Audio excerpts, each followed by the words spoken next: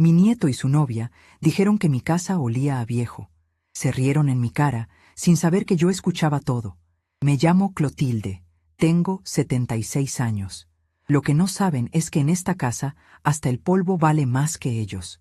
El sol de la tarde entraba por la ventana del comedor, tibio y dorado, y pintaba rayas de luz sobre el piso de madera que Ricardo y yo habíamos pulido a mano hacía casi 50 años. Yo estaba en la cocina, con el delantal puesto, sacando del horno una bandeja de alfajores de maicena. El olor a limón y a dulce de leche llenaba el aire. Era la receta de mi madre, y la favorita de Mateo desde que era un niño. Hoy venía a presentarme a su novia, Sofía. Llevaban casi un año juntos, y yo, la verdad, estaba nerviosa y emocionada a partes iguales. Quería que me cayera bien. Quería ver a mi nieto feliz. Y si esa muchacha era la razón de la sonrisa que le había escuchado por teléfono en los últimos meses, entonces yo ya estaba dispuesta a quererla. Había preparado la casa como si fuera a recibir a la realeza. Limpié los muebles con mi aceite de linaza casero. Puse un mantel de hilo bordado en la mesita del centro, y hasta saqué las tazas de porcelana inglesa que solo usaba en ocasiones especiales. Quería que Sofía se sintiera bienvenida, que viera que en esta casa, aunque modesta, había amor y había esmero. Mateo era el hijo de mi único hijo, que en paz descanse. Era todo lo que me quedaba de él, un pedacito de mi muchacho caminando por el mundo. Por eso, su felicidad era la mía. Mientras acomodaba los alfajores en un plato de plata, me permití soñar un poco. Imaginé futuras navidades con ella sentada a la mesa, quizás hasta bisnietos corriendo por este mismo pasillo. Me sentía llena de una esperanza tonta y cálida, de esas que solo las abuelas conocemos. El timbre sonó y mi corazón dio un vuelco. Me quité el delantal a toda prisa, me alisé el vestido y fui a abrir con la mejor de mis sonrisas.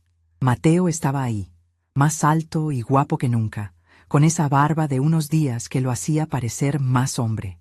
A su lado, una chica delgadísima, con el pelo tan rubio que parecía casi blanco, y unos pantalones rotos que, según me habían explicado, ahora eran moda.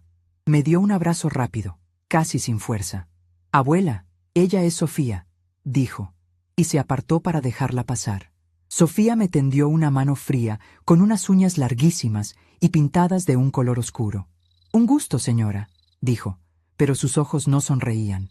Sus ojos, de un azul pálido, recorrían mi casa de arriba abajo, no con curiosidad, sino con una especie de evaluación fría, como si estuviera inspeccionando un lugar para demoler.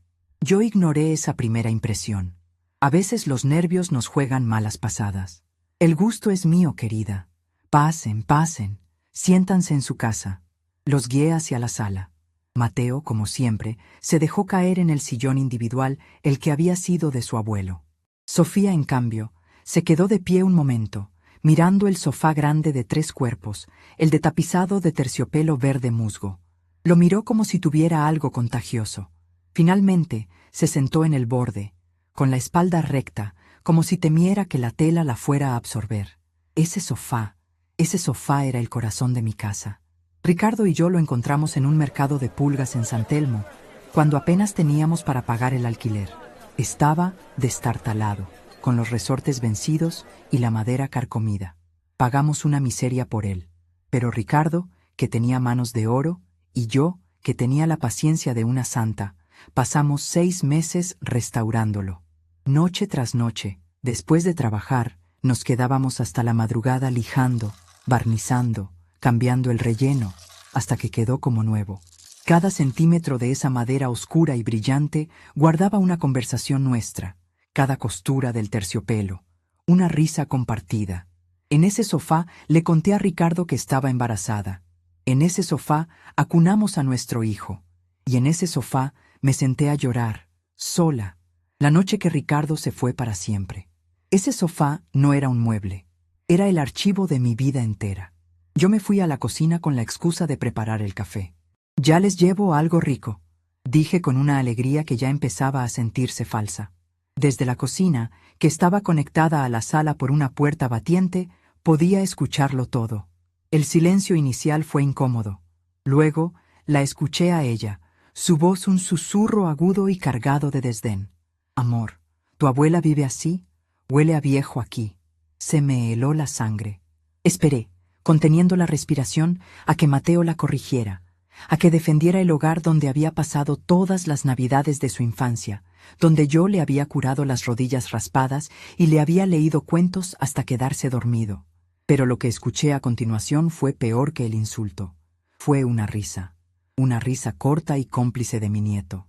«Y bueno, ¿qué quieres? Es una casa de abuela», dijo él, como si fuera la cosa más normal del mundo.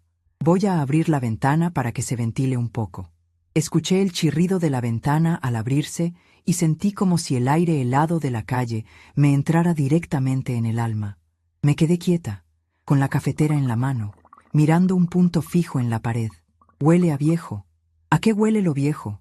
¿Huele a libros leídos 1000 veces? ¿A madera curada con amor? ¿A los guisos de mi madre y al perfume de lavanda que usaba Ricardo? ¿Huele a una vida vivida? ¿A recuerdos que se han pegado a las paredes como la hiedra?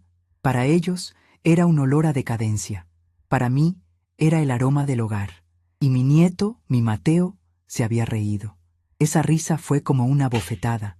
Si alguna vez te han hecho sentir invisible en tu propia casa, déjame un me gusta para saber que no estoy sola. El golpe fue tan hondo que por un momento sentí que las piernas no me sostenían. Me apoyé en la mesada de mármol, fría contra mis manos temblorosas. El olor a café recién hecho de repente me pareció amargo. Todo en la cocina, los frascos de especias alineados, los paños de cocina bordados por mí, el calendario del año anterior que no había quitado porque tenía una foto de Mateo sonriendo. Todo parecía haberse vuelto gris y sin sentido. ¿Era esto lo que ellos veían? ¿Un museo de cosas inútiles y olores rancios? La alegría con la que había preparado todo se desvaneció, y en su lugar quedó un vacío frío y pesado. Me sentía una extraña en mi propio refugio. Justo en ese momento sonó el portero eléctrico. La voz de don Ramiro, el encargado del edificio desde hace 30 años, sonó metálica. «Doña Clotilde, disculpe la molestia, le llegó un paquete». «Gracias, Ramiro». «En un rato bajo», respondí, agradecida por la interrupción. Ramiro me conocía desde que llegué al edificio, recién casada. Vio nacer a mi hijo y lo vio crecer. Él sabía el valor de la historia. Bajé más tarde, después de que se fueron. Cuando abrí la puerta del ascensor, Ramiro estaba barriendo la entrada. Levantó la vista y me miró con sus ojos pequeños y amables. No me preguntó nada, pero su mirada lo decía todo. «La juventud de ahora a veces no tiene tacto, doña Clotilde», dijo en voz baja, sin dejar de barrer. «No saben apreciar lo bueno». Esa simple frase, esa pequeña muestra de respeto de un hombre que no era de mi sangre, fue un bálsamo. Me entregó el paquete y añadió: «Su casa es la más linda de todo el edificio, siempre huele a hogar». Asentí, sin poder hablar, y volví a subir. El comentario de Ramiro fue como una pequeña luz en la oscuridad. Me recordó quién era yo. No era una viejita decrépita rodeada de trastos. Era Clotilde, la que había construido esa vida, la que había elegido cada objeto con un propósito, la que había llenado cada rincón con un amor que esa chica de uñas largas jamás podría comprender. Subí en el ascensor y al entrar de nuevo en mi casa, la miré con otros ojos. El olor a viejo ya no me ofendía. De repente lo abracé. Olía a mi historia, a mi victoria. Olía a Ricardo. Olía a una vida de trabajo duro, de saber distinguir el valor donde otros solo veían basura. Porque esa era mi especialidad, al fin y al cabo. Durante más de 40 años, mientras criaba a mi hijo, trabajé como catalogadora y tasadora independiente para casas de subastas. Mi trabajo era mirar un objeto cubierto de polvo y olvido y ver su verdadera historia, su verdadero valor. Aprendí a ver más allá de la superficie, a reconocer la mano del artesano, la calidad de la madera, la pureza de la plata, y aprendí que las cosas más valiosas rara vez gritan su precio, susurran su historia a quien sepa escuchar. Esa chica, Sofía, había mirado mi sofá y había visto un trasto viejo. Yo veía un Biedermeier de principios del siglo XIX, una pieza rara de encontrar, que con la restauración que le hicimos con Ricardo, valía más que el coche en el que probablemente habían llegado. Y así con todo, la alfombra persa que pisaban con desdén, el juego de té de porcelana sobre la mesa, hasta el marco del espejo del pasillo. Mi casa no era un cúmulo de vejestud.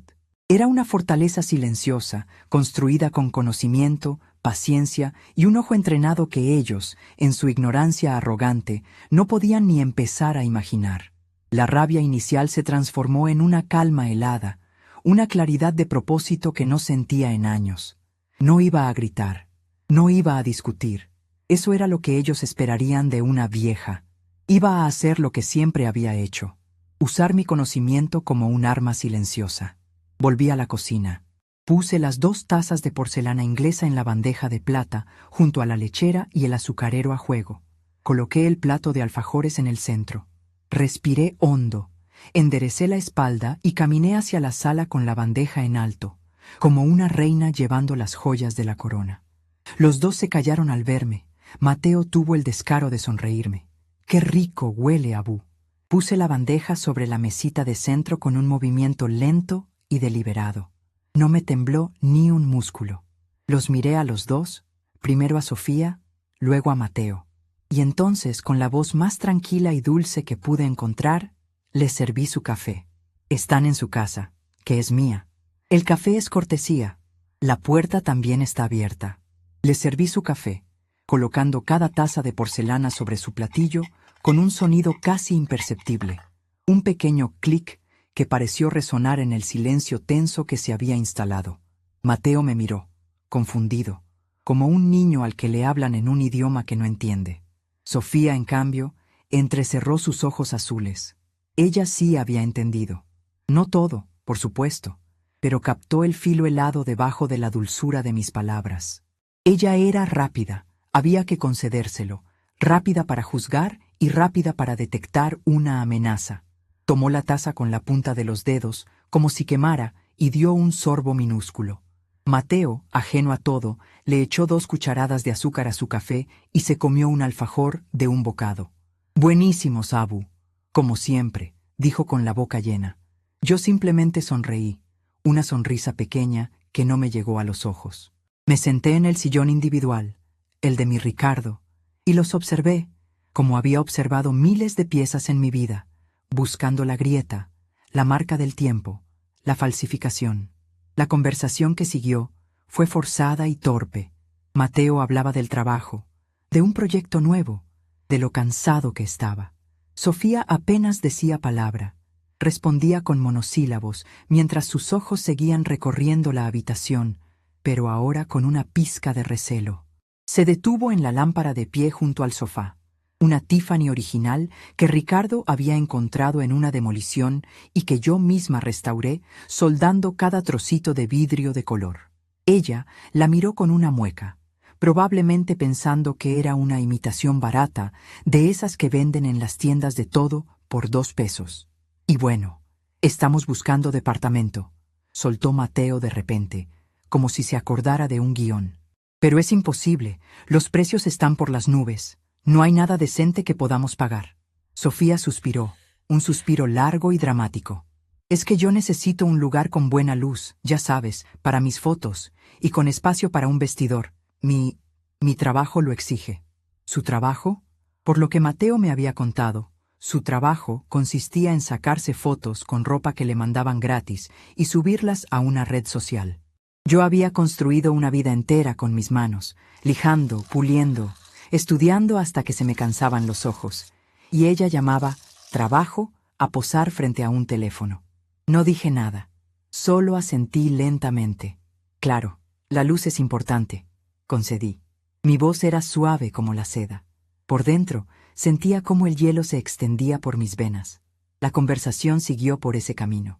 Sus quejas sobre el mercado inmobiliario, sus sueños de un piso con terraza en Palermo, la dificultad de empezar. Escuché todo con una paciencia infinita. Cada palabra que decían era una palada de tierra sobre la tumba del cariño ciego que le había tenido a mi nieto.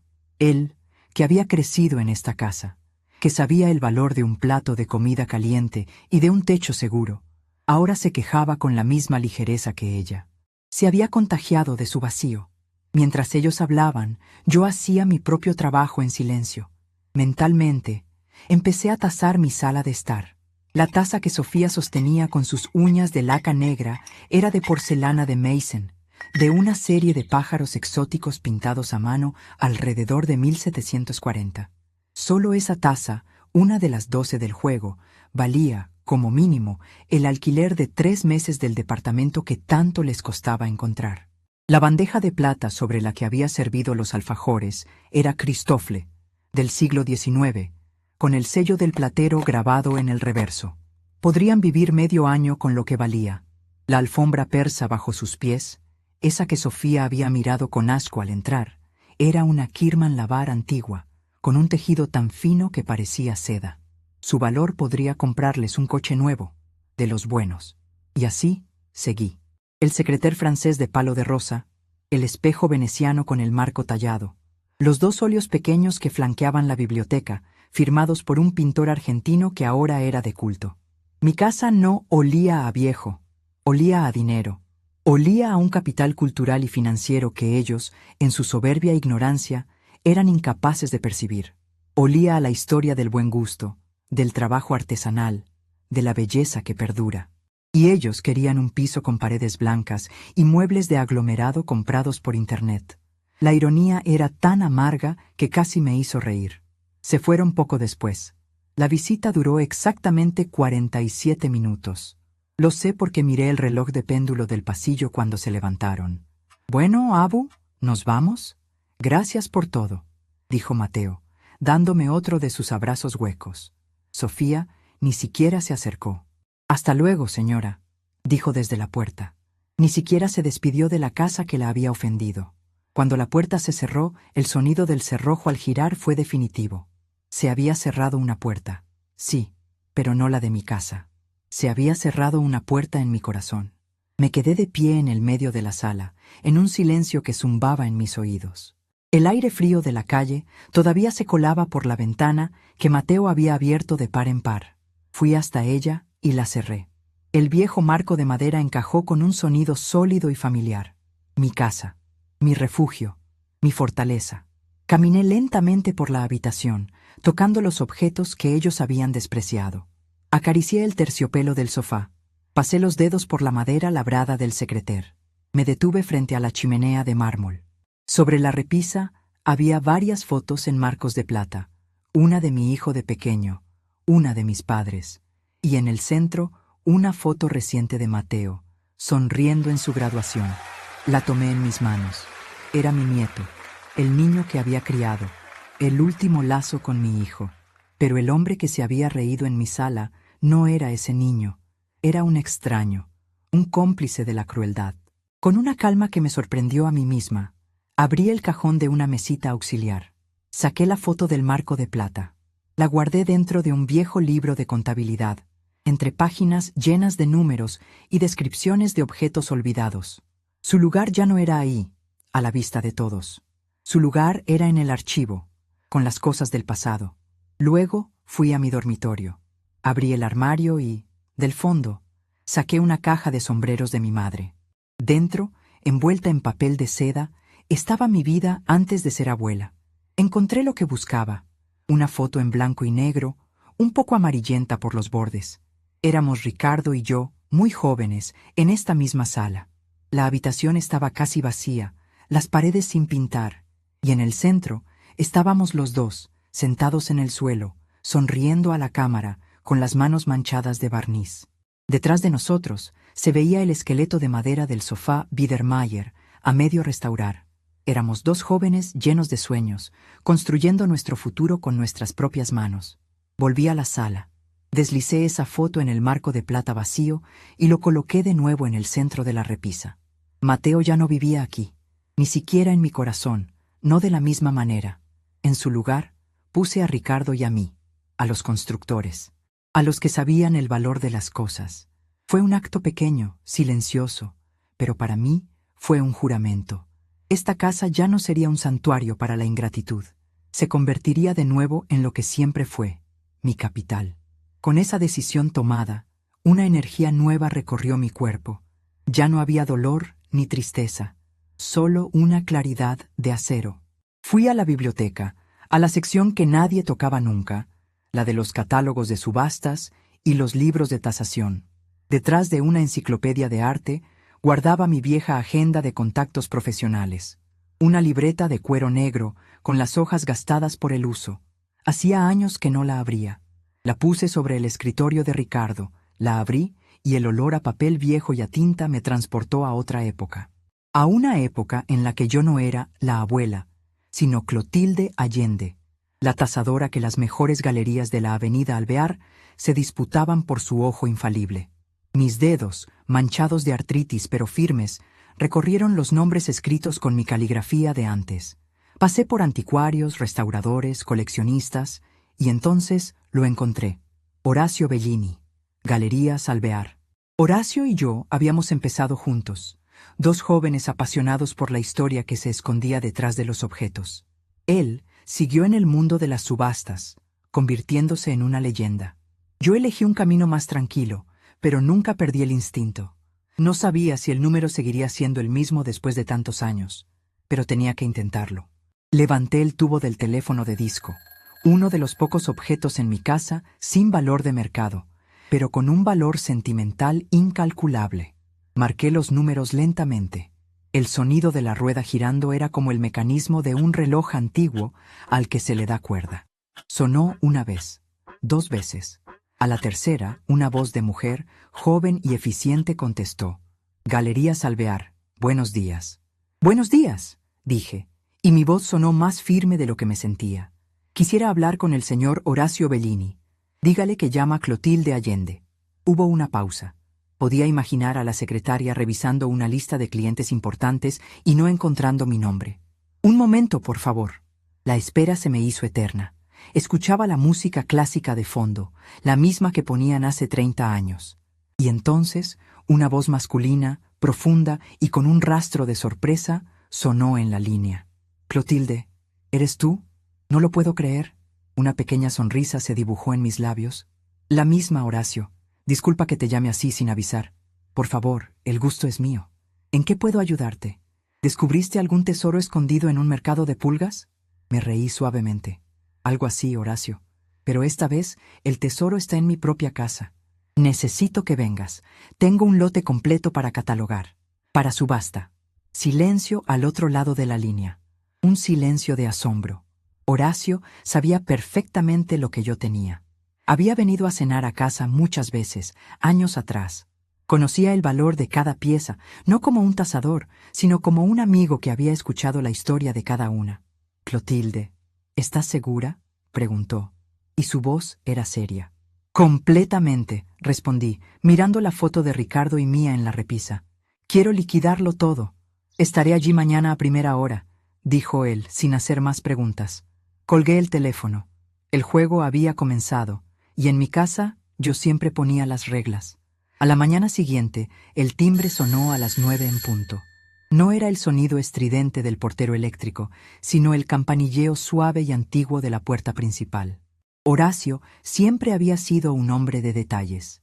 Abrí y ahí estaba, exactamente igual que en mis recuerdos, solo que con el pelo completamente blanco y unas finas arrugas alrededor de los ojos que hablaban de una vida observando el mundo a través de una lupa.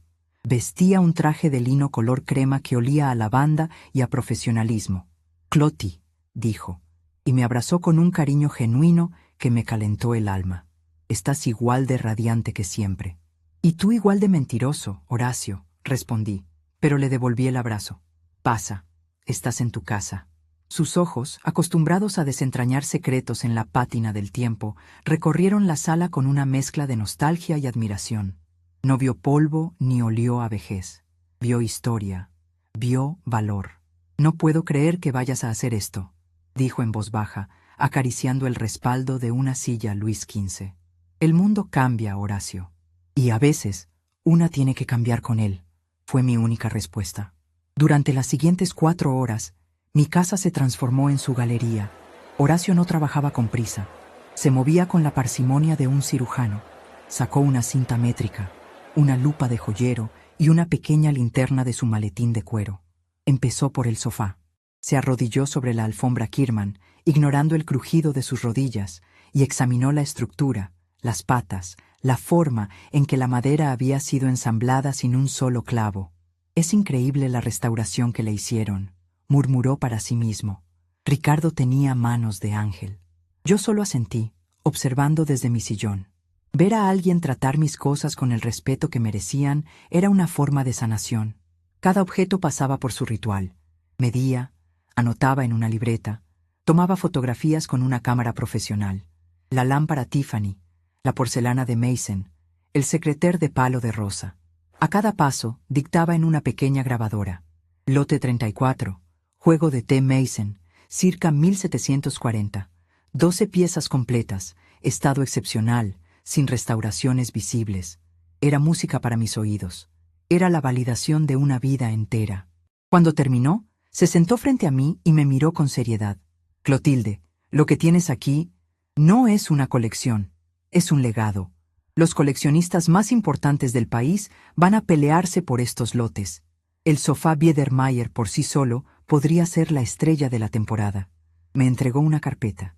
«Es una estimación preliminar, muy conservadora. El valor final en la subasta podría ser un 30, quizás un 40% más alto». Abrí la carpeta y miré los números. Eran cifras que mareaban, cifras que mi nieto y su novia, con sus sueños de un piso en Palermo, no podrían ganar ni en 20 vidas de sacarse fotos para Internet. Cerré la carpeta con suavidad. «Procede, Horacio. Quiero que todo esté fuera de aquí en 2 semanas». Él asintió. «Mi equipo se encargará de todo. El embalaje, el transporte, el seguro. No tendrás que mover un dedo». En la puerta, se detuvo y me tomó las manos. «Solo una cosa, Cloti. ¿Estás bien?» Lo miré a los ojos y le sonreí. Esta vez de verdad. «Mejor que nunca, Horacio. Estoy a punto de empezar a vivir de nuevo». Apenas se fue Horacio, supe cuál era mi siguiente paso. La contraofensiva. Conocía a Mateo y por lo poco que había visto, intuía a Sofía. Cuando el dinero apareciera, su primera arma sería mi edad. «La abuela no está bien. La están manipulando. No sabe lo que hace».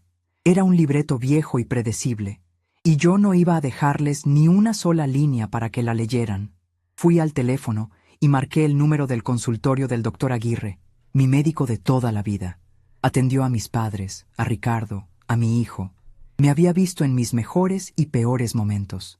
«Marta, soy Clotilde Allende», le dije a su secretaria de siempre.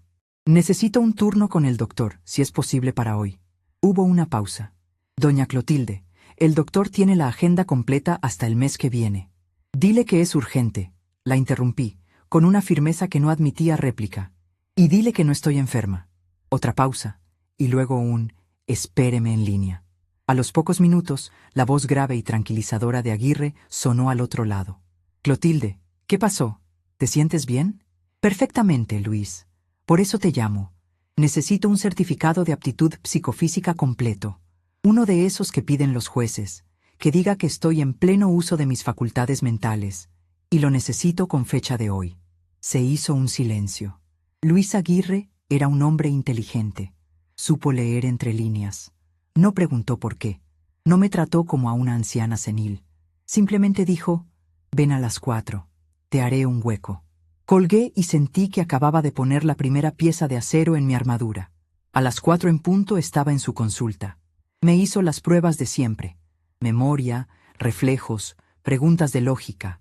Recordé los nombres de los últimos 5 presidentes, la capital de Mongolia y la receta exacta de sus galletas de avena favoritas que su esposa me había pedido hacía años.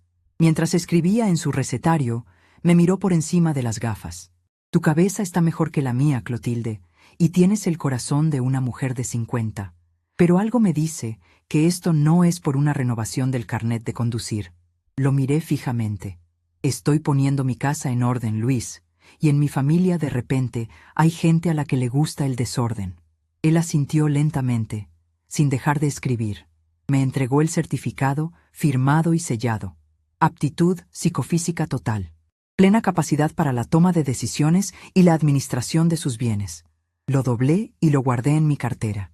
Era un simple papel, pero en ese momento se sentía como un escudo. «Gracias, Luis», dije. «De nada, Clotilde. Y dale mis saludos a Mateo», añadió. La mención de su nombre fue como una pequeña punzada, pero ya no dolía. Se los daré, mentí. Los días siguientes fueron un torbellino de actividad silenciosa. El equipo de Horacio llegó, hombres de guantes blancos que trataban mis muebles como si fueran de cristal. Envolvieron cada pieza en mantas y plástico de burbujas, con una delicadeza que me conmovió. Don Ramiro, el encargado, los vio subir y bajar con los bultos y me miró desde el pasillo con cara de preocupación. «Doña Clotilde, ¿se muda? ¿Le pasó algo?» Me acerqué y le puse una mano en el brazo. «Al contrario, Ramiro. Estoy haciendo una limpieza de primavera», le dije con un guiño. «Estoy tirando lo que ya no sirve». No entendió del todo, pero mi calma pareció tranquilizarlo. La casa se iba vaciando, y en lugar de sentir tristeza, sentía una ligereza increíble. Los espacios vacíos en las paredes eran como páginas en blanco, esperando una nueva historia. El eco de mis pasos en la sala vacía no sonaba a soledad, sino a libertad. Justo en medio de ese caos organizado, sonó el teléfono. Era Mateo, su llamada semanal, la que hacía por obligación. «Hola, Abu, ¿cómo estás?», dijo con su tono despreocupado de siempre. «Muy bien, Mateo, ocupada», respondí. Mi voz era amable, pero distante, sin el calor habitual. «¿Ocupada? ¿Haciendo qué?», preguntó, y pude notar un matiz de sorpresa. «Organizando unas cosas, hijo. Asuntos míos». Hubo un silencio. Estaba acostumbrado a que yo le preguntara por su vida, por su trabajo, por sus problemas. Mi repentino desinterés lo descolocó. «Ah, bueno, te llamaba para ver si este fin de semana podíamos pasar a verte. Sophie y yo». «Este fin de semana no voy a poder, Mateo. Tengo compromisos», lo corté suavemente. «¿Compromisos? ¿Qué compromisos?». Su voz ya no era despreocupada. Ahora era inquisitiva. «Asuntos míos, como te dije. Ya te llamaré yo cuando esté más libre». Antes de que pudiera responder, añadí: «Cuídate mucho, Mateo». Y colgué. Dejé el teléfono en su base y respiré hondo. La primera ficha de dominó había caído. Sabía que esa conversación, tan distinta a todas las demás, encendería una alarma. Y sabía que Sofía la escucharía sonar más fuerte que nadie. Una semana después, llegó por mensajero un sobre grueso, color marfil, con el escudo de las Galerías Alvear grabado en relieve. Dentro había 2 invitaciones. El señor Horacio Bellini se complace en invitar a la señorita Sofía Navarro y al señor Mateo Rinaldi a la presentación privada de la colección Legado de una vida, Tesoros de la colección Allende. La fecha era para el viernes siguiente. Sonreí. Horacio era un artista no solo en la tasación, sino también en la puesta en escena. Usar mi apellido de soltera, Allende, era un toque de genialidad. Para ellos sería el apellido de una desconocida. Llamé a Mateo. «Mateo, querido, te llamo para contarte algo. Un viejo amigo mío, Horacio Bellini, de las Galerías Alvear, me ha invitado a un evento muy especial el próximo viernes. Y ha tenido la amabilidad de extender la invitación para ti y para Sofía. Me haría mucha ilusión que vinieran». La carnada estaba lanzada. Pude oír la voz de Sofía de fondo, un murmullo excitado. «¿Galerías Alvear? ¿En la avenida Alvear?», preguntó Mateo, impresionado. «Claro, mi amor. Tenemos que ir», escuché decir a Sofía claramente. «Sería un honor, Abu». «Por supuesto que vamos», dijo Mateo, su voz rebosante de un entusiasmo que no había escuchado desde que era un niño, y le prometía llevarlo al parque de diversiones. «Maravilloso. Es a las 8. Vayan elegantes», fue mi última instrucción. El viernes por la noche me puse un vestido de seda negro, sencillo y atemporal. Me recogí el pelo en un moño bajo y me puse los pendientes de perlas de mi madre. Nada más. Al llegar a la galería, Horacio me recibió en la puerta como si yo fuera la reina de Inglaterra. Me ofreció su brazo y me guió al interior. La galería estaba llena de gente elegante, coleccionistas, críticos de arte, millonarios de apellidos ilustres. Murmuraban entre ellos mientras bebían champán y admiraban las piezas expuestas. Mis piezas, mi vida, estaban distribuidas por la sala principal, iluminadas con focos que resaltaban cada detalle. Y en el centro de todo, sobre una plataforma de terciopelo rojo, estaba él, mi sofá, el sofá Biedermeier. A su lado, una pequeña placa de latón pulido. Sofá de 3 cuerpos, estilo Biedermeier, circa 1820. madera de nogal y raíz de abedul, tapicería original restaurada, colección privada Clotilde Allende, precio de salida $150,000. Y entonces los vi entrar. Sofía llevaba un vestido rojo, demasiado ajustado, y miraba a su alrededor con los ojos muy abiertos, deslumbrada por el lujo. Mateo, a su lado, parecía incómodo con su traje alquilado. Me vieron de lejos, hablando animadamente con un señor mayor que, casualmente, era uno de los banqueros más importantes del país. Se acercaron, confundidos. «Abuela, ¿qué es todo esto?», preguntó Mateo, pero Sofía no le prestaba atención. Sus ojos se habían clavado en el sofá. Se acercó, fascinada por el escenario. Extendió una de sus manos de uñas largas para tocar el terciopelo. En ese instante, Horacio, que lo veía todo, se acercó con una velocidad sorprendente. «Disculpe, señorita», dijo con una voz cortés pero firme como el acero. «Le ruego que no toque las piezas. Es una antigüedad de museo». Sofía retiró la mano como si se hubiera quemado. Su cara pasó del asombro a la confusión más absoluta. Miró la placa, leyó el precio y luego me miró a mí. Sus ojos azules estaban desorbitados. «Allende», susurró. Y entonces lo entendió. Su mandíbula se tensó. El color desapareció de su rostro. Mateo, que seguía sin entender nada, miró de ella a mí. «¿Qué pasa? ¿Qué es Allende?». Fue entonces cuando di un paso al frente. Me acerqué a ellos, tranquila, con la copa de champán en la mano. «Allende es mi apellido de soltera, Mateo. El apellido de la mujer que construyó todo lo que ves a tu alrededor». Luego miré directamente a Sofía, a sus ojos llenos de pánico y rabia, y con la sonrisa más dulce del mundo, añadí: «¿No te parece curioso? Pensar que todo esto, que huele tanto a historia, vaya a pagar por tu futuro piso con olor a nuevo. Díganme ustedes, ¿qué habrían hecho en mi lugar? ¿Se habrían quedado callados o habrían disfrutado el momento como yo lo hice? Cuéntenme en los comentarios». La reacción de Sofía fue un espectáculo silencioso. Vi una tormenta de emociones pasar por su cara.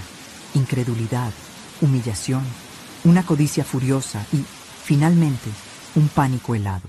Abrió la boca para decir algo, pero no le salieron las palabras. Solo un sonido ahogado, como si le hubieran quitado el aire. Mateo, por fin, empezó a conectar las piezas. Su mirada iba del sofá a la lámpara Tiffany, expuesta en un rincón como una joya, y luego a los cuadros de la pared. Su cara se descompuso. La confusión dio paso a una vergüenza tan profunda que se le tiñeron las orejas de rojo. «Abuela, yo no entiendo», balbuceó, pero su voz se quebró. No podía mirarme a los ojos.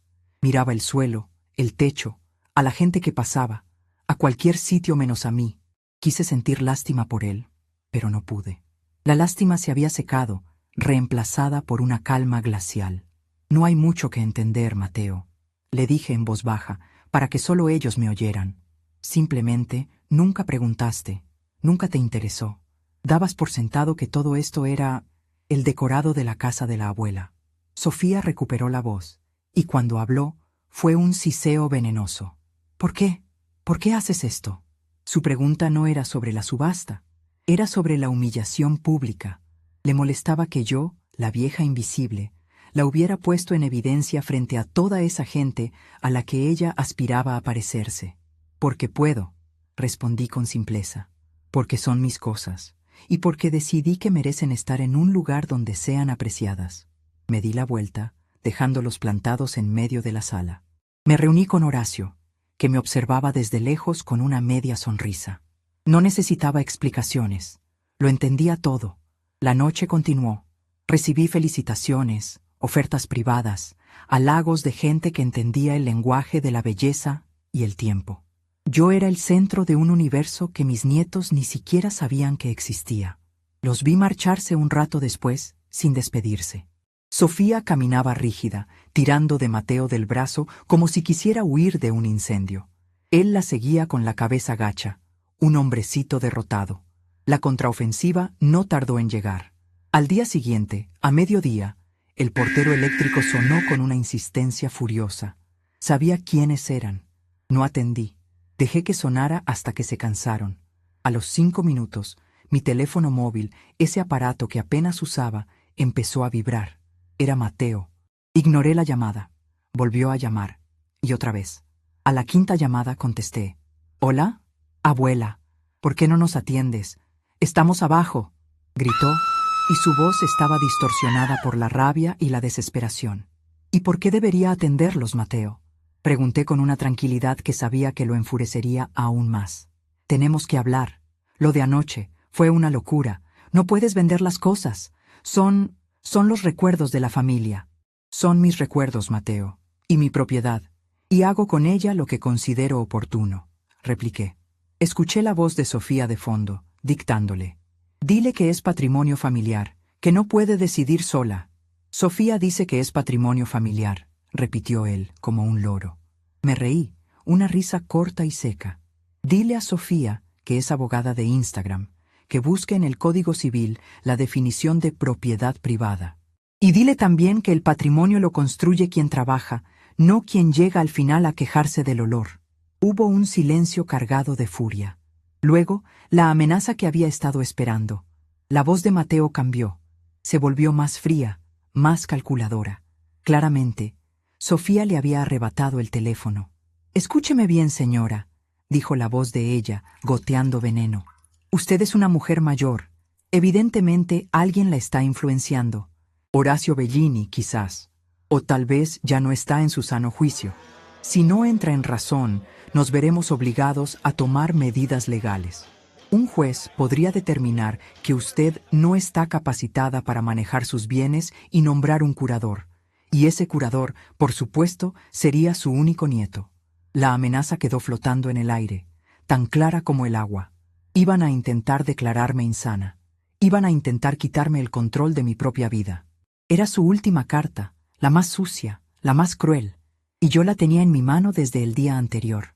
«Entiendo», dije, y mi voz era un hilo de hielo. «Me parece una excelente idea que busquen un abogado. Yo ya tengo el mío, y también tengo algo que les puede interesar». Colgué el teléfono. Fui a mi cartera, saqué el certificado del doctor Aguirre y lo puse sobre la mesa vacía del comedor. El sol de la tarde entraba por la ventana, igual que el día que vinieron, pero esta vez la luz no pintaba rayas en el suelo. Iluminaba un campo de batalla, y yo estaba lista para la guerra. No colgué el teléfono con un temblor de rabia, sino con la quietud de un general que acaba de confirmar la estrategia del enemigo. El certificado del doctor Aguirre, blanco y nítido sobre la madera oscura de la mesa, era más que un papel. Era la primera línea de defensa, la muralla que ellos no sabían que yo ya había construido. Su amenaza, pensada para acorralarme, para asustar a la viejita, había llegado tarde. Se estrelló contra un muro que llevaba 24 horas levantado. Me senté y me serví un vaso de agua. El silencio de la casa, ahora casi vacía, era mi mejor consejero. Ya no olía a limón y a dulce de leche. Olía a pintura fresca y a cera para pisos. Olía a espacio, a posibilidad. La amenaza de declararme insana era predecible, un movimiento torpe y desesperado. Pero la desesperación los hacía peligrosos. No podía subestimar la ambición de Sofía ni la debilidad de Mateo. Necesitaba un abogado, y no uno cualquiera. No el viejo doctor Freixas, el amigo de Ricardo, que resolvía disputas de vecinos. Necesitaba un arma, alguien que hablara el mismo idioma de hielo y acero que ellos habían decidido usar. Volví a mi vieja agenda de cuero. Pasé las páginas de los anticuarios y coleccionistas y fui a la sección del final, la que tenía los contactos útiles. Allí estaba el nombre, Amelia La Rosa. No la conocía personalmente, pero su reputación la precedía. Era la abogada a la que llamabas cuando querías que la tierra temblara. Se especializaba en litigios de herencias y patrimonio, y decían que no tenía corazón, solo un código civil en su lugar. Perfecta. Marqué su número. La voz de su asistente era tan eficiente y fría como la de la secretaria de Horacio. Expliqué brevemente quién era y que venía referida por el propio Horacio Bellini. El nombre de Horacio era una llave maestra en ciertos círculos. Me dieron una cita para la mañana siguiente. La oficina de la doctora La Rosa estaba en el piso 20 de un edificio de cristal en Puerto Madero. Todo era blanco, metálico y minimalista. Ni un solo objeto olía a viejo. Era un espacio diseñado para intimidar, para dejar claro que allí solo importaba el presente y el futuro, y que el pasado era un lastre del que había que deshacerse. La doctora La Rosa era una mujer de mi edad, quizás un par de años menos, pero con una energía que vibraba en el aire. Vestía un traje pantalón gris impecable, y su pelo plateado estaba cortado en un estilo moderno y afilado. No me ofreció café, me ofreció su atención total, que era mucho más valioso. Me senté frente a su escritorio, que era una enorme placa de vidrio, y puse el certificado del doctor Aguirre sobre él. Esto llegó primero, dije. Ella lo leyó sin expresión. Luego le conté todo, desde el principio. El comentario de Sofía, la risa de Mateo, la subasta, la amenaza por teléfono. Hablé con calma, sin adornos, exponiendo los hechos como si estuviera catalogando una pieza para subasta. Ella escuchaba sin interrumpir, sus ojos oscuros y penetrantes fijos en mí. Cuando terminé, se reclinó en su silla de cuero blanco. La amenaza de iniciar un proceso de determinación de la capacidad es una táctica de manual. Ruin, pero común, dijo, y su voz era grave y precisa. El certificado del doctor Aguirre es excelente, anula por completo su estrategia principal, pero no se detendrán ahí. Irán por la manipulación, la presión emocional. Intentarán que la propia familia se ponga en su contra. No tengo más familia, le aclaré. Solo a él. Mejor, respondió ella con una media sonrisa.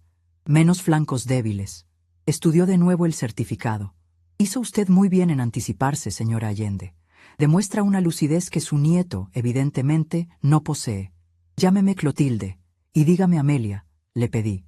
Clotilde, repitió ella, y por primera vez su sonrisa pareció genuina. Tengo la sensación de que vamos a disfrutar de este caso.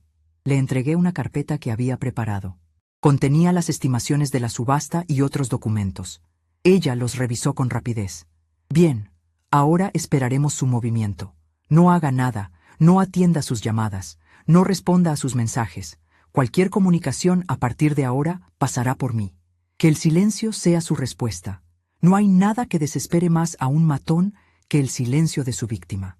Salí de esa oficina sintiéndome más fuerte que nunca. Había entregado el mando de la guerra a mi mejor general. Yo solo tenía que esperar en mi fortaleza. La carta documento llegó 2 días después, tal como Amelia había predicho.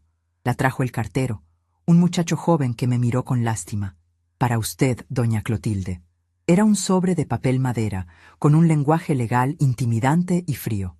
La firmaba un tal doctor Magnani, en representación de los señores Mateo Rinaldi y Sofía Navarro. Me intimaban a cesar de inmediato con la dilapidación del patrimonio familiar, y me convocaban a una reunión de mediación urgente, en su despacho, bajo apercibimiento de iniciar las acciones judiciales correspondientes para salvaguardar mis propios intereses. Era tan ridículo que me provocó una risa amarga. ¿Ellos, salvaguardando mis intereses? Se la llevé esa misma tarde a Amelia. La leyó y soltó un bufido de desdén. Un abogado de 3 por 1 peso. Usa palabras grandes para ocultar que no tiene un caso. Dilapidación, repitió, saboreando la palabra con ironía. ¿Sabe qué es dilapidación, Clotilde? Gastar el dinero en casinos, en vicios. No convertir activos de altísimo valor en liquidez a través de la casa de subastas más prestigiosa del país. Este Magnani es un principiante o un sinvergüenza, o ambas cosas. Levantó el teléfono. Comuníqueme con el doctor Magnani, le dijo a su asistente. La pusieron en espera. Amelia puso el altavoz. Escuchamos una música de ascensor horrible durante casi 1 minuto. Finalmente, una voz pomposa contestó. Magnani, dígame. Doctor Magnani, le habla Amelia La Rosa. Represento a la señora Clotilde Allende, dijo Amelia, y su voz cortó el aire. Recibimos su carta. Mi clienta y yo estaremos en su despacho el viernes a las 10 de la mañana. Hubo un silencio del otro lado. El nombre de Amelia La Rosa era un cañonazo en el mundo legal. El tal Magnani carraspeó. Ah, sí, doctora. Perfecto. Aquí los esperamos. Colgó. Amelia me miró. El viernes, entonces. Vístase como si fuera a una fiesta. Y no diga una palabra. Solo déjeme hablar a mí. El viernes, a las 10 menos 5, entré en el despacho de Magnani del brazo de Amelia. El lugar era el opuesto exacto a la oficina de mi abogada.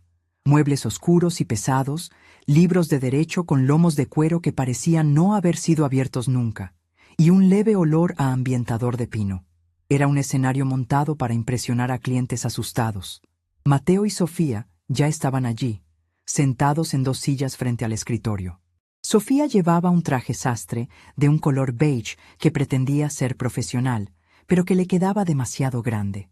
Mateo tenía la cara pálida y unas ojeras que hablaban de noches sin dormir. Cuando me vieron entrar, la mandíbula de Sofía se tensó. Mateo, en cambio, bajó la vista, incapaz de sostenerme la mirada. El doctor Magnani, un hombre bajo y regordete con un bigote demasiado cuidado, se levantó e hizo un gesto grandilocuente. «Doctora La Rosa, señora Allende, tomen asiento, por favor». Nos sentamos. Amelia colocó su portafolios de cuero sobre la mesa con un sonido seco y definitivo. Magnani empezó su discurso. Habló del profundo amor y preocupación de mi nieto, de la responsabilidad filial, del riesgo de que terceras personas con intereses espurios se aprovecharan de mi natural vulnerabilidad. Era un monólogo tan ensayado y falso que sentí ganas de bostezar. Yo no decía nada, solo los miraba. Miraba a Mateo, a la sombra del niño que había sido, ahora convertido en el títere de una mujer ambiciosa. Miraba a Sofía, y en sus ojos no veía preocupación, sino el brillo febril de la codicia, la furia de la que se siente estafada de algo que nunca fue suyo. Cuando Magnani terminó su perorata, Amelia se inclinó hacia adelante. «Doctor», dijo con una calma aterradora, «vamos a ahorrarnos el teatro. Usted y yo sabemos que no tienen un caso. La dilapidación es un disparate, la vulnerabilidad es una fantasía, y la preocupación es francamente un insulto a la inteligencia de todos los presentes». Abrió su portafolios y sacó un solo documento. Lo deslizó sobre la mesa hasta que quedó frente a Magnani. Era el certificado del doctor Aguirre. Mi clienta se sometió a una evaluación psicofísica completa el día antes de que ustedes hicieran su primera amenaza telefónica. Como puede leer, su capacidad para administrar sus bienes es plena e incuestionable. Cualquier intento de iniciar un proceso de determinación de la capacidad no solo será desestimado de plano, sino que será respondido con una contrademanda por hostigamiento y daño moral. Y créame, doctor Magnani, cuando yo demando, gano. La cara de Magnani se transformó. El color se le fue del rostro mientras leía el papel. Lo leyó 2 veces, como si no pudiera creerlo. Levantó la vista hacia Sofía, que lo miraba con furia, como si fuera culpa suya. Él le hizo un gesto mínimo, una sacudida de cabeza casi imperceptible. Era el gesto de un general que informa a su reina que la batalla está perdida. Habían jugado su única carta, y yo la había quemado antes de que llegara a la mesa. Sofía no se rindió. Si el camino legal estaba cerrado, tomaría el de la manipulación emocional. Se levantó de golpe. Su silla chirrió contra el suelo de madera. Sus ojos estaban inyectados en sangre. «Esto no es por el dinero», exclamó, aunque su voz temblorosa la traicionaba. Señaló a Amelia. «Es por culpa de gente como usted, que le mete ideas en la cabeza».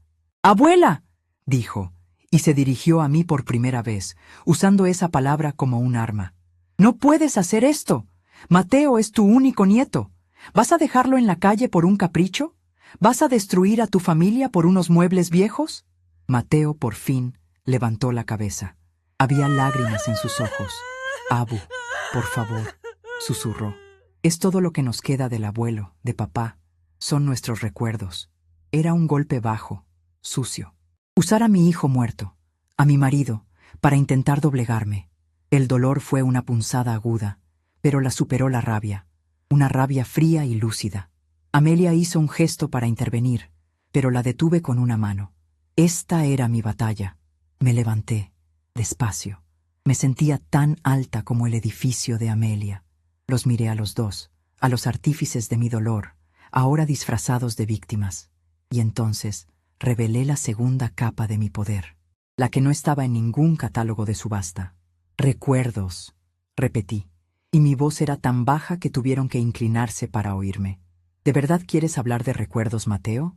Hablemos de este edificio, el edificio donde está mi casa, el edificio al que venías a comer todos los domingos, el que te vio crecer».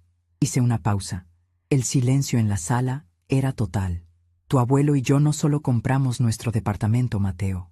Compramos el edificio entero, ladrillo a ladrillo, con 30 años de hipoteca y el doble de trabajo. Era nuestra jubilación, nuestro legado, un legado que administro a través de una pequeña sociedad anónima de la que soy la única accionista. Se llama Inversiones El Porvenir. Los miré fijamente. No entendían. Todavía no. ¿Y saben qué es lo curioso de todo esto? Continué. Que esa sociedad, Inversiones El Porvenir, es la dueña del departamento que ustedes alquilan en Palermo, el de la buena luz para las fotos de Sofía. La mandíbula de Sofía cayó, literalmente. Su boca se abrió en un gesto de incredulidad absoluta. Mateo me miraba como si me hubiera crecido una segunda cabeza. Su abogado, Magnani, parecía que iba a sufrir un infarto. Se había quedado petrificado, con el certificado en la mano. Así que no, Sofía. No voy a dejar a mi nieto en la calle, dije, y mi voz era suave como el terciopelo de mi sofá, pero cortante como un cristal roto. Simplemente voy a empezar a cobrarle el alquiler. El alquiler completo, a precio de mercado, con contrato, como corresponde, y con un pequeño ajuste retroactivo por los últimos 6 meses que pagué yo a través de una transferencia anónima a tu cuenta, Mateo, para que tu novia no se enterara de que su hombre independiente no podía ni pagar el techo bajo el que dormía. El golpe fue final, devastador. Mateo se cubrió la cara con las manos, completamente destrozado. La humillación era absoluta. Sofía lo miró con un asco que no se molestó en disimular.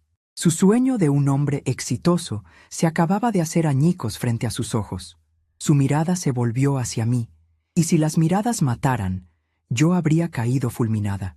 Pero yo no era una viejita frágil, era su casera, era la dueña de su presente, y si no se andaban con cuidado, la arquitecta de su muy miserable futuro. Amelia La Rosa observaba la escena con la satisfacción de un artista que admira su obra maestra. Se levantó. Creo que la mediación ha concluido, anunció con una voz que no admitía réplica. Mis honorarios, doctor Magnani, se los enviaré a su despacho, y a ustedes dos, dijo, mirando a Mateo y a Sofía con un desprecio absoluto. Les llegará la notificación de la inmobiliaria con el nuevo contrato. Tienen 30 días para firmarlo o para desalojar la propiedad. Clotilde, vámonos. Y sin más, nos dimos la vuelta y salimos de esa oficina, dejando atrás las ruinas humeantes de su arrogancia. Pasaron exactamente 6 meses y 4 días desde aquella reunión en el despacho de Magnani. 6 meses en los que el eco de mis pasos en la casa vacía dejó de sonar a soledad y empezó a sonar a libertad. La subasta fue un éxito rotundo, tal como Horacio había predicho. Los coleccionistas se pelearon por mi vida, por los trozos de mi historia que yo había decidido poner en venta. El sofá Biedermeier se lo llevó un empresario suizo por casi el doble del precio de salida. Me lo imagino ahora, en una mansión a orillas de un lago, apreciado por gente que entiende su lenguaje silencioso. Con el dinero no compré lujos extravagantes, compré algo mucho más valioso, tiempo y tranquilidad. Pagué los honorarios de Amelia La Rosa, que eran tan impresionantes como ella, y me sobró una fortuna que me garantizaba que nunca más tendría que depender de la buena voluntad de nadie. Mi casa, ahora, era un lienzo en blanco. Contraté a un equipo de pintores y les pedí que pintaran todas las paredes de un blanco luminoso, un color que reflejara la luz. Donde antes había cuadros y espejos pesados, ahora había espacio. Donde antes se acumulaba el polvo de los recuerdos, ahora corría el aire. No me deshice de todo. Conservé el sillón individual de Ricardo, el que olía a su tabaco y a sus siestas. Lo retapicé con un lino crudo, fresco, y lo puse junto a la ventana más grande, mi nuevo trono. Conservé la foto de nosotros dos, jóvenes y manchados de barniz, y la puse en el único estante que dejé en la sala. Y conservé la biblioteca de Ricardo, sus libros de historia y de poesía. El resto se fue. La casa ya no olía a viejo, olía a pintura fresca, a cera de abeja, y sobre todo, a mí, a Clotilde. Una tarde, mientras regaba las plantas nuevas que había puesto en el balcón, vi un taxi detenerse frente al edificio. De él bajó una figura encorvada que me resultó dolorosamente familiar. Era Mateo. Estaba más delgado, con la barba descuidada y la ropa arrugada. Llevaba una pequeña caja de cartón en las manos. Se quedó un rato en la acera, mirando hacia mi ventana, dudando. Finalmente, entró en el portal. Sabía que el portero eléctrico iba a sonar, y por primera vez en 6 meses, sentí un nudo en el estómago. No era miedo. Era una especie de fatiga, la fatiga de una batalla que creía terminada. El timbre sonó. Dejé la regadera y fui a atender, descalza sobre el piso de madera recién pulido. Su voz, a través del intercomunicador, sonó pequeña y rota. «Abú, soy yo. Mateo, ¿puedo subir un momento?» No respondí enseguida. El silencio fue mi respuesta durante meses, y se había convertido en un hábito. «¿Por favor?», añadió, y en esa palabra escuché la ruina de su arrogancia. «Sube», dije, y apreté el botón para abrir la puerta. Lo esperé junto a la entrada de mi departamento, con la puerta apenas entornada. Cuando llegó, se quedó parado en el pasillo, sin atreverse a mirar adentro. La caja que traía parecía pesarle 1 tonelada. «¿Qué quieres, Mateo?», le pregunté, y mi voz no fue ni dura ni suave. Fue neutral, la voz de una tasadora evaluando una pieza dañada. «Sofía se fue», dijo en un murmullo sin mirarme. Se fue hace 2 meses, cuando se dio cuenta de que el dinero no iba a aparecer. Se llevó todo lo que pudo. Me dejó con la deuda de 3 meses de alquiler que nunca pagamos. Asentí lentamente. No sentí ninguna sorpresa, ninguna satisfacción. Era el final lógico de una sociedad basada en la codicia. «Lo siento por ti», dije, y lo sentía. No por la pérdida de ella, sino por la lección que había tenido que aprender de la forma más dura. «No vine a pedirte dinero», se apresuró a decir, como si me leyera el pensamiento. «Perdí el trabajo. Estoy viviendo en un cuartito que me alquila un amigo. Estoy buscando la forma de empezar de nuevo». Por fin levantó la vista y me miró a los ojos. Tenía la misma mirada de niño perdido que le veía cuando se caía de la bicicleta y se raspaba las rodillas. Pero ya no era un niño. Era un hombre que había tomado sus decisiones. «Traje esto», dijo, y me tendió la caja de cartón. La tomé. No pesaba mucho.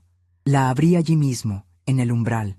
Dentro, envueltas en papel de periódico, estaban las cosas que Sofía no se había molestado en llevarse, las cosas que no tenían valor de mercado.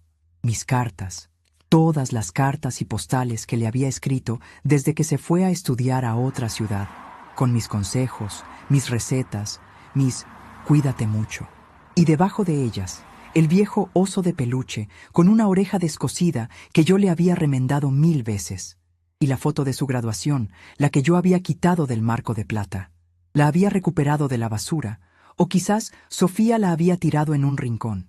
Estaba un poco doblada en una esquina. «Entendí, Abú», dijo, y su voz se quebró. Tarde, pero entendí. No entendí el valor de los muebles, pero tampoco entendí el valor de esto. Y esto era lo único que importaba. Las lágrimas corrían por su cara, sin que él hiciera ningún esfuerzo por ocultarlas. Se quedó allí, esperando un veredicto, esperando un abrazo, un consuelo, la absolución que su abuela siempre le había dado. Pero yo ya no era esa abuela. El perdón fácil era un lujo que yo ya no me podía permitir, y que él no se había ganado. El cariño no es un mueble que se hereda, Mateo. Se cuida todos los días. Se le quita el polvo, se le protege del sol. Tú dejaste que el tuyo se apolillara, le dije con calma. «Lo sé», respondió, y bajó la cabeza. «Y voy a pasarme el resto de mi vida tratando de arreglarlo». Saqué la foto de la caja y la miré. El joven sonriente de la toga me miraba desde el pasado. «La puerta de esta casa ya no está abierta para ti como antes, Mateo», le dije, y vi cómo se le encogían los hombros. «Pero tampoco está cerrada con llave. Si quieres volver a entrar, tendrás que llamar al timbre, cada vez, y tendrás que ganarte la entrada, no con regalos, sino con hechos». Se quedó en silencio un momento, procesando mis palabras. Luego asintió una y otra vez. «Gracias, Abú», susurró.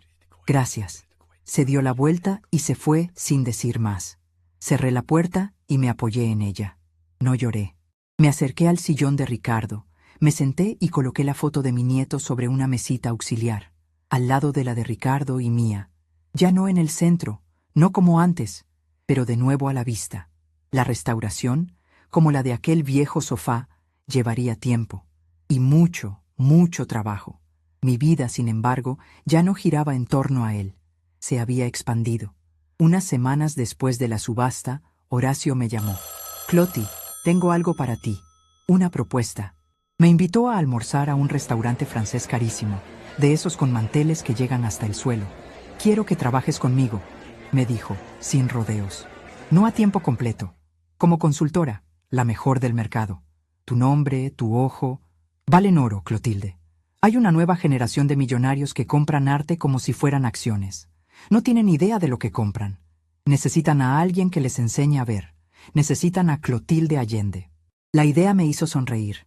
Volver al ruedo, pero esta vez, con mis propias reglas. Sin horarios, sin jefes. Solo mi conocimiento y mi reputación. Acepté, y mi vida se llenó de un propósito nuevo. Viajaba, visitaba colecciones privadas, daba pequeñas charlas en círculos exclusivos. La gente me escuchaba con un respeto que me hacía sentir viva. Ya no era la abuela, la viejita invisible. Era la señora Allende, la experta. Y en ese proceso, descubrí que mi victoria había tenido ecos que yo no sospechaba. Una tarde, mientras esperaba el ascensor, don Ramiro, el encargado, se me acercó con su escoba en la mano. «Doña Clotilde, ¿le puedo decir algo?», me preguntó con su timidez de siempre. «Claro, Ramiro. Sabe, desde que usted, desde que puso las cosas en su sitio, como quien dice, hay algo distinto en el edificio. Las señoras de mi edad, como la señora del tercero o la viuda del quinto, andan distintas». «¿Distintas cómo?», le pregunté curiosa. Él se rascó la cabeza, buscando las palabras, con la cabeza más alta, como si se hubieran acordado de que no son solo la mamá de o la abuela de. El otro día, la del quinto me dijo, si Clotilde pudo a su edad, ¿por qué yo no? Y se apuntó a clases de italiano, algo que quería hacer desde que era joven. Me quedé sin palabras. Mi pequeña batalla privada, mi defensa de mi hogar y mi dignidad había sido una chispa en la oscuridad para otras mujeres, sin discursos, sin pancartas, solo con el ejemplo. Había recordado a otras que su vida, sus sueños y sus casas, por modestas que fueran, también eran un legado, y que nadie, absolutamente nadie, tenía derecho a decirles que olían a viejo. Ahora, cuando me siento en el sillón de Ricardo, mirando la luz del atardecer entrar por la ventana, pienso en el significado del valor. Durante 40 años, mi trabajo fue ponerle precio a las cosas. Aprendí que el valor de un objeto no está en su utilidad, sino en su historia, en su rareza, en la belleza que sobrevive al tiempo. Pero en estos últimos meses he aprendido la lección final. El verdadero valor no estaba en mi sofá, ni en mi porcelana, ni en el edificio entero. Estaba en mí, en el conocimiento que había acumulado, en la paciencia que había cultivado, en la resiliencia que había forjado a lo largo de una vida. Los objetos eran solo el idioma que yo usaba para hablarle al mundo. Mi nieto y su novia no entendieron ese idioma. Oyeron ruido y olieron a polvo. No vieron la gramática de la madera, la sintaxis de la plata, la poesía del terciopelo gastado. Y por eso, perdieron. No perdieron una herencia. Perdieron la oportunidad de conocerme, de aprender de mí. Y esa es una pérdida que ninguna cantidad de dinero puede compensar. Si conoces a una mujer que ha dedicado su vida a construir, a cuidar, a crear belleza en silencio y que a veces siente que el mundo ya no la ve, compártele mi historia. Quizás le recuerde que ella no es el decorado en la vida de nadie. Ella es la casa entera. A veces, Mateo llama al timbre. Lo dejo pasar. Me ayuda con las compras o simplemente se sienta en el suelo, cerca de mi sillón, y me escucha hablar de arte, de historia, de su abuelo. Está aprendiendo a escuchar, por fin. Es un camino largo y lento. No sé si algún día recuperará mi confianza por completo, pero está construyendo algo nuevo sobre las ruinas de lo que él mismo destruyó. Ya no espero que entienda el valor de un Biedermeier, pero rezo para que un día entienda, por fin, el valor de una abuela. Le serví un café por cortesía y se lo tomaron con desprecio. No sabían que en esa casa hasta el silencio cotizaba en bolsa y que mi hospitalidad tenía un precio de salida que nunca podrían pagar.